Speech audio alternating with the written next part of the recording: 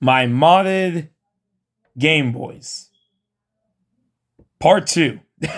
Hey everyone, this is Video Game Lover here. So, a month ago, I did a video about all the Game Boys that I have that are modded. You know, I have the DMG red that's backlit modded, a green one, and then the SP. But now I have the teal Game Boy Color, and now that's backlit. So, just gonna show this off. Here is the teal Game Boy Color. This is the one that I grew up with. This was my first Game Boy Color that I ever owned. Not the exact one.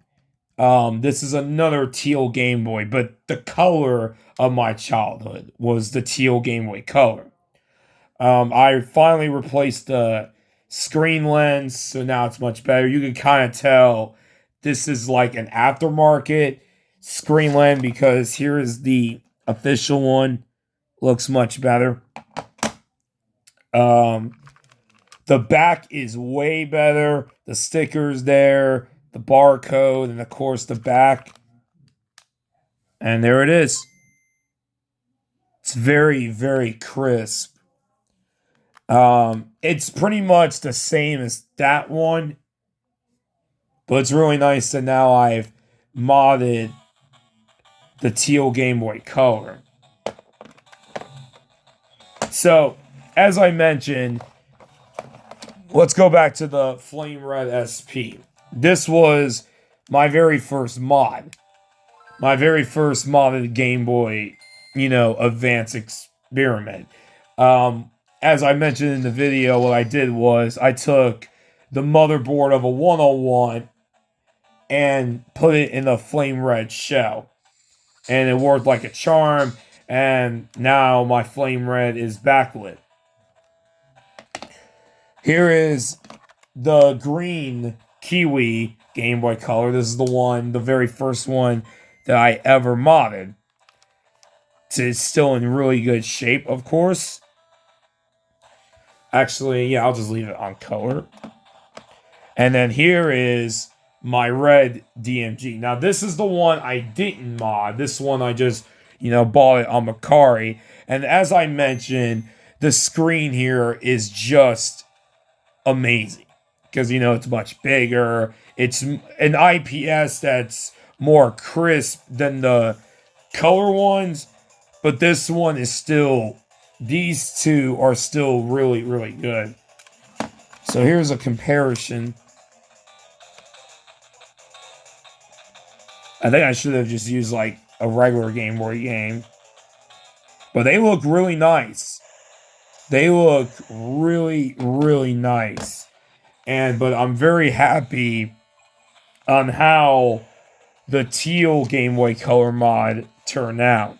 And it's a really easy mod. It's just like a drop-in screen. But the only problem is that the screen is a little bit smaller than a normal Game Boy Color screen. And it's because it's to match the shape of a shell, a Game Boy Color shell. So that way you don't have to cut the Game Boy Color shell. It can be kind of tedious to cut a Game Boy Color shell. So, but it's a very simple, easy drop-in IPS mod. Anyone can do it. Just be very careful though, because you can in fact mess up the ribbon cable. It's very delicate, so be very, very careful. But this one really turned out very, very well. So, I just wanted to show this off to you guys. I actually plan on, let me get this out. I'm thinking about modding my brother's original Game Boy Advance from 2001. The only problem though is, as you can see, it's not in the best shape, and I don't know what happened to the shell and why is it so ugly.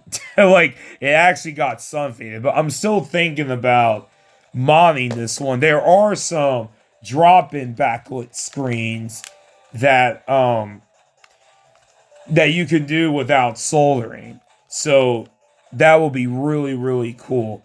So I'm still thinking about that. But yeah, that is my updated modded Game Boy Colors or Game Boy Advance systems.